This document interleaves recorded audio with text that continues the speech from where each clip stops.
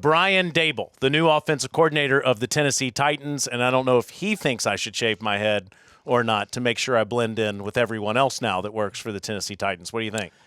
We're headed that way. I mean, you got the little high point up there, but you're doing okay. I'd keep it. Father Time. Yeah, it's undefeated. Undefeated. Good beard. That'll be back at some point during this offseason. Coach, the National Football League and everybody that follows it has raved about your ability to coordinate offenses for many years, and I'm sure you had a lot to consider here in the last couple of months. Why the Tennessee Titans? Yeah, first I'm humbled that you'd say that. It takes a team effort no matter what team you're part of. Everybody's involved in it. Have a really good assistant coaching staff on the offensive side, but to work with Robert and hear his vision of what he wants out of his football team, he's someone that has done it before. And I think that coming here with Mike Borganzi, who I have a lot of confidence and faith in, with Robert, with the coaches that we have, and Cam was a big part of it too for me.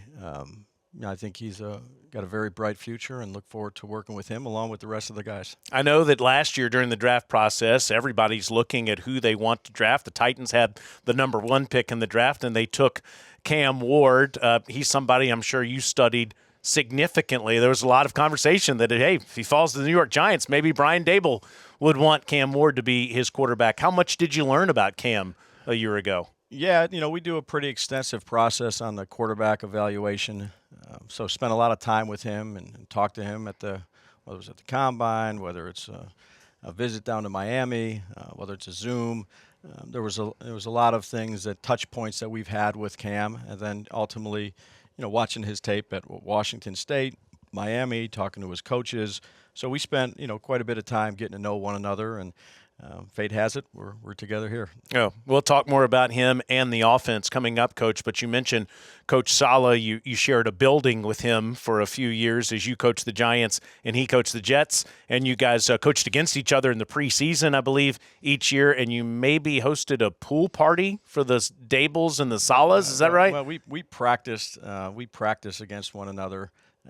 Again, I got to meet Robert and his family really down at the owners' meetings. Okay. So, again, I have a lot of respect for Robert and what he's done and how he's gone about his business, the energy that he brings, not having worked with him, but seeing it from afar on the sideline and the juice that he has. And now, being around him for the last few weeks, he brings that to the building every day.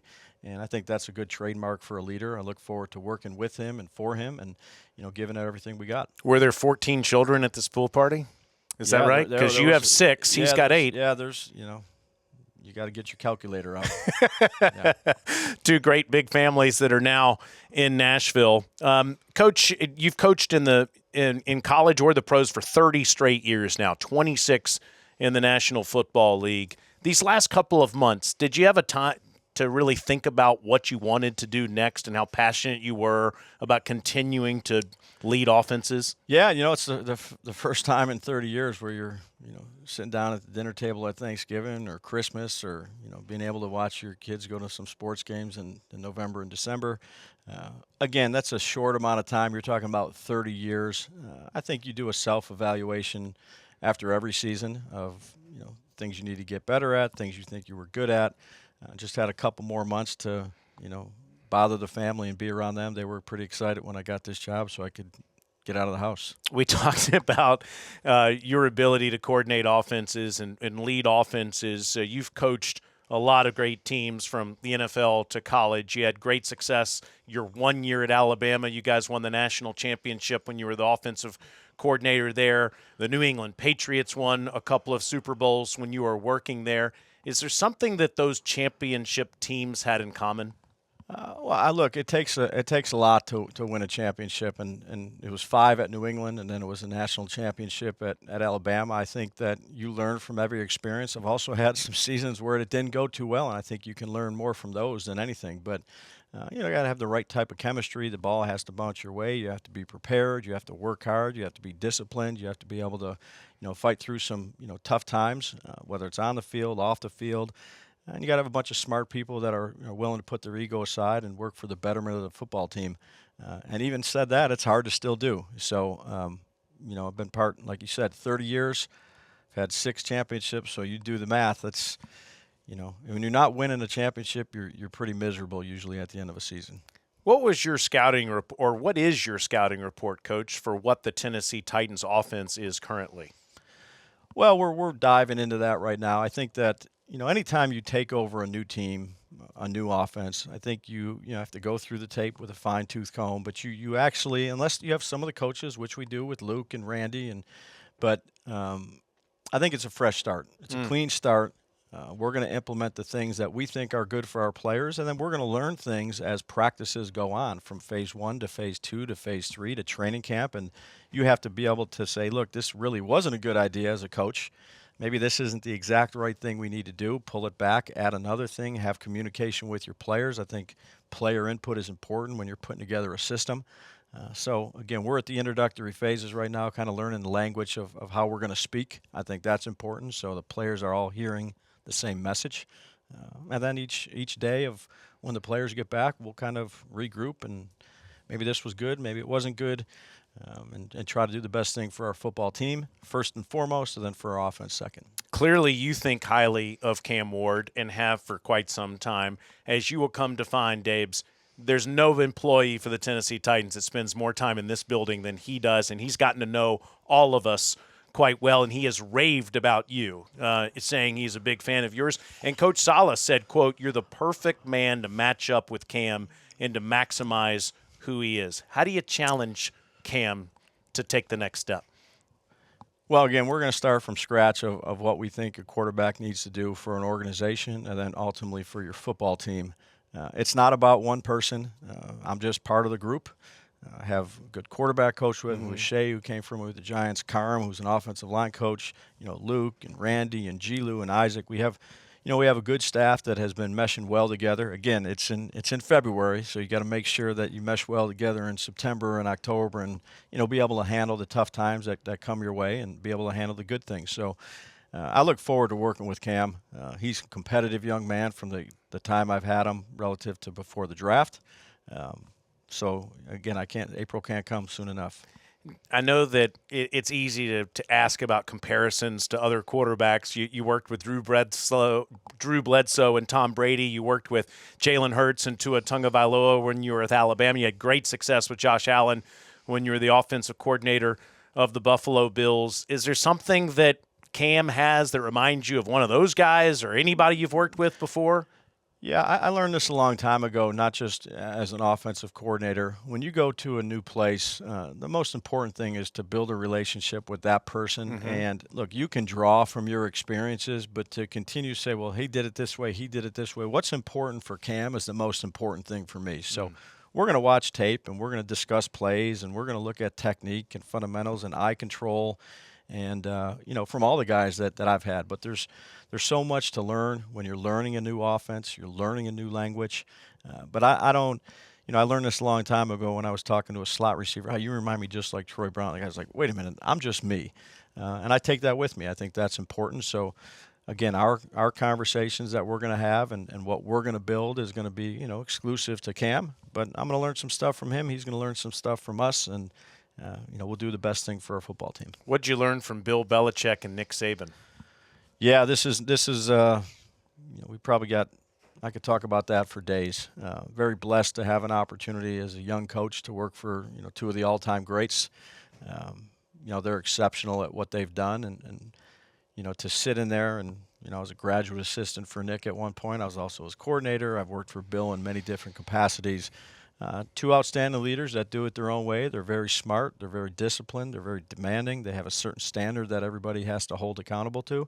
And, just fortunate to learn from two of those guys, along with a lot of other older coaches that are retired now. I would also point to the 2012 Kansas City Chiefs. When you were the offensive coordinator, you were there at the beginning of something special that the Chiefs built, and they had a young assistant general manager there named Mike Borgonzi, who now it feels like is really building something special with the Tennessee Titans. Have you thought about that at all? Yeah, when you started off and you said this is 30 years and 26 years in the league, you're making me feel my age right now. I've come across a lot of great people in this business, and you hold on to those relationships of people that you had a high regard for. And Borgo was one of those guys, all about the team, worked his tail off, was a good communicator. And it's pretty cool, whatever it is, 15 years later, that, we're working together again. And, his staff, Dave Ziegler is another guy. Sags was at Cleveland. Reggie McKenzie, I know. So, again, it's collective. It's about the team more important than it is about any one person, any one player, any one position. We got to do a good job of building this thing together through the vision and the eyes of Mike and Robert. And that's what we're here to do, to support those two guys and build the best team we can. All right, let me see if I have this right here. Brian Daboll, free safety at the University of Rochester Yellow Jackets, 2 years, over 100 tackles and 6 interceptions. You're a defensive guy? I was, and I was, a hell of a lot thinner than I am right now. A hell of a player, too. Well, look, that was a Division III program, which I had a lot of respect for. A lot of Division III guys here right now and a couple Ivy Leaguers. But I did start on defense. I went to William & Mary after the University of Rochester for a year, where I was whatever you want to call it, a restricted earnings, which meant you make zero money. But I got to learn from another very good college football coach named Jimmy Laycock. Yeah. And actually had a safety there that was a year older than me. That was a fifth-year guy named Sean McDermott. So, wow. It was pretty cool. And then from there, I went to Michigan State with Nick in 2 years there. Is that when you switched offense? No, I stayed as a defensive GA and learned, defensive football under Coach Saban. And then my first 2 years at New England, when I got hired back in 2000, I was working with the defense as well. So I played defense in my first 5 years. In my introductory coaching phases, I was working with the defensive backs for the most part. I did some outside linebackers, defensive line, worked with the kicking game a little bit at New England. So that was 5 years worth of good studying, learning it from a different perspective when I had to flip over to offense. So, it was obviously very helpful. I played it. I got to learn from Bill and Nick in that regard, and a guy by the name of Russ Huseman, who's the head coach at the University of Richmond. So I had some really good mentors to learn from. And then, we won the Super Bowl against St. Louis. And, that next month, Bill's like, I'm going to name you the receiver coach. I'm like, okay. He's like, look, you'll get this down. You're going to sit down with Charlie Weiss and learn the offense, but you're a good teacher, and I think this will be a good spot for you. And that's how I started on the offensive side of the ball. How about that? And clearly that entire experience has helped you in shaping offenses. So finally, how would you like the 2026 Tennessee Titans offense to be described? Well, look, we got a long way to go until there's any description of it. We need to be a disciplined unit. That starts by doing what you're supposed to do, when you're supposed to do it on a consistent basis. That's not on the field. That starts in April when they get back. Do it with the right attitude, putting the team ahead of yourself, working tirelessly. You mentioned Cam's around here a bunch, and that's going to be a requirement for all of our guys. Having some grit about you, which is mental and physical toughness, and then bringing in smart people that can understand concepts and be able to react when it's under pressure. Performing under pressure in this league is paramount, but you can build that through the off season by meetings, by relationships, and then ultimately you got to play well when it comes down to the game. But we're a ways away from that. We got a lot of work we need to put into it. Look forward to doing it. Great to have the whole Daboll family in Nashville, Tennessee, man. Thank you, sir. Glad you're here. Appreciate you. Thank you. My name is Taylor Zarzer, and as you can see, Father Time is creeping up on me. I'm holding on. And to talk more about it, I brought in the defensive coordinator of your Tennessee Titans, Gus Bradley. Is it time to shave it off, Coach? What do you think? I know. I think right when I made my first step in this building, it was brought to my attention. So I think it'd be a good look for you.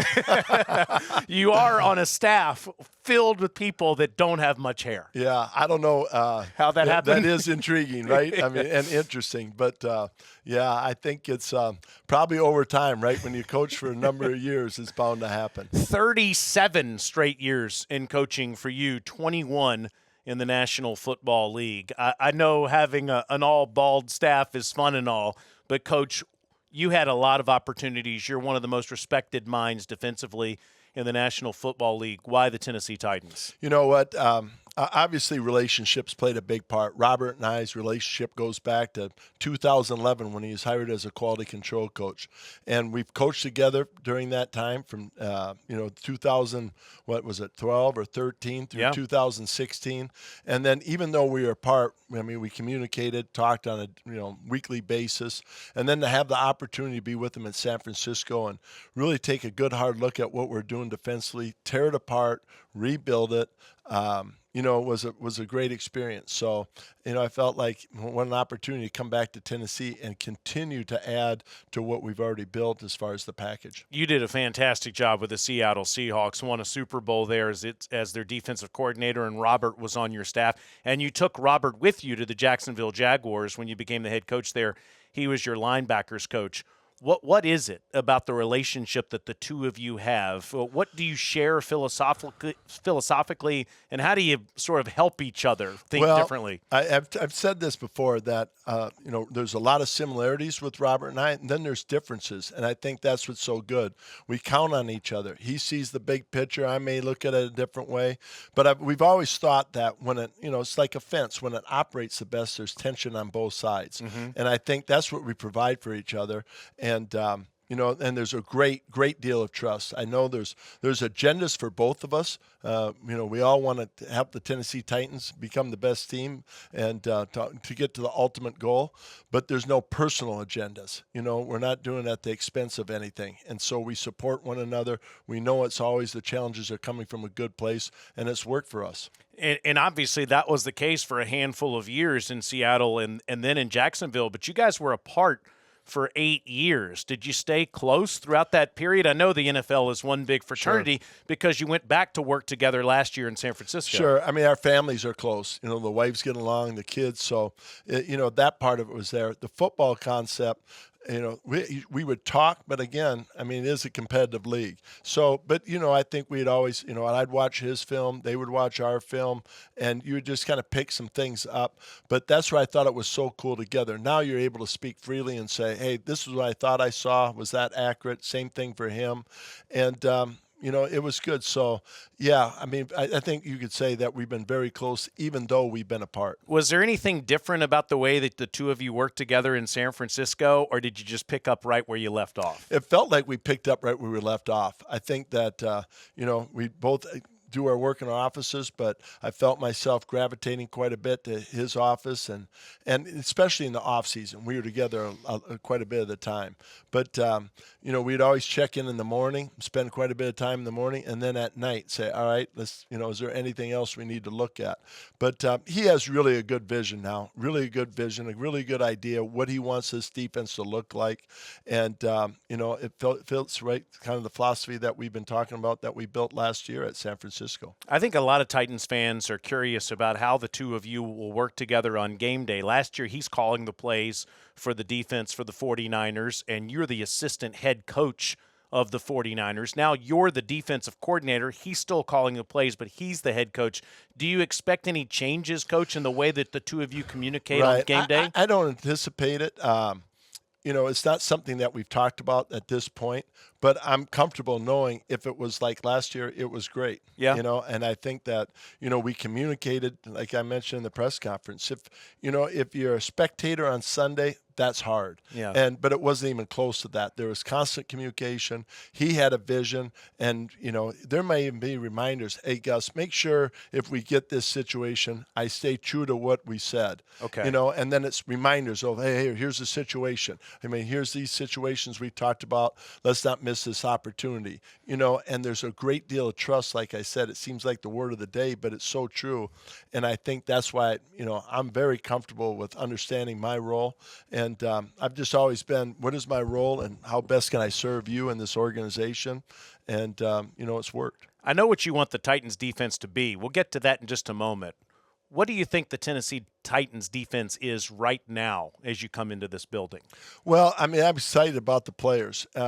We have spent a lot of time on, the coaching staff and hiring that, and then also giving the pictures to our scouts. What are we looking for at each position?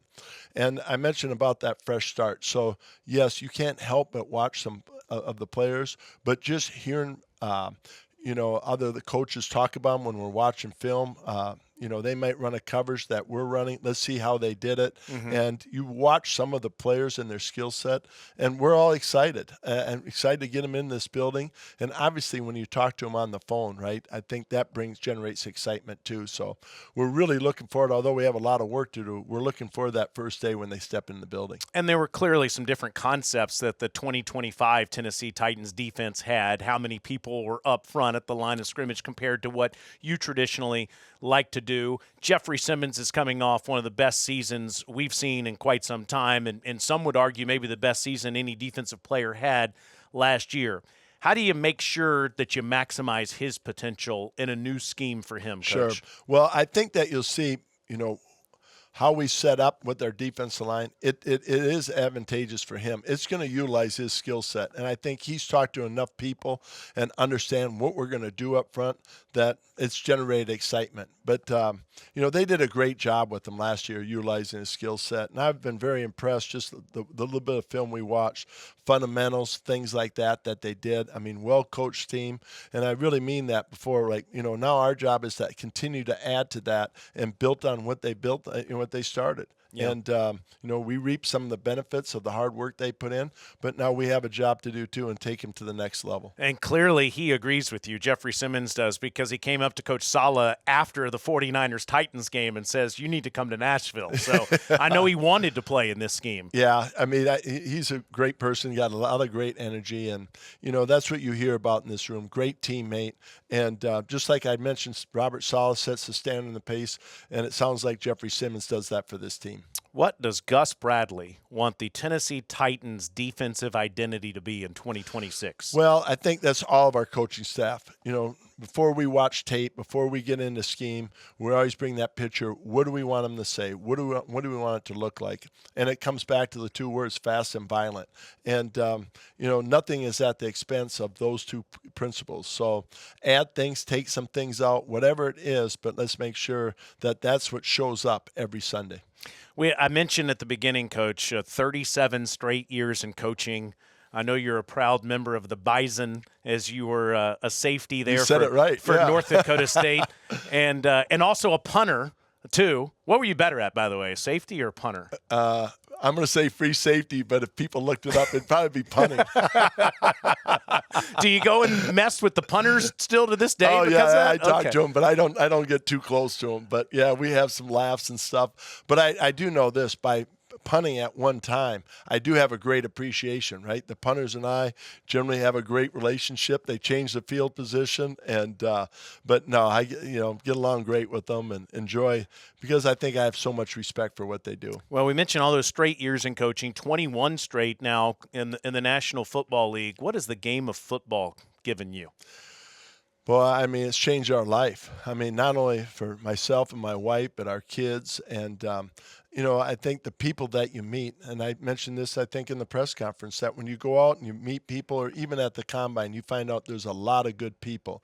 And a lot of people that, kind of show you what a pro looks like as a coach as well as a player, right? And I think that I'm just very grateful to be around such good people and such good organizations. I mean, it's the elite of the elite, and you're around people that love ball, and I think I just feel very fortunate to be a part of that. You can tell that you love it, and the Tennessee Titans are grateful to have you here, Coach. We look forward to working with you, and thank you for your time here today. Okay, thank you very much. That's Gus Bradley.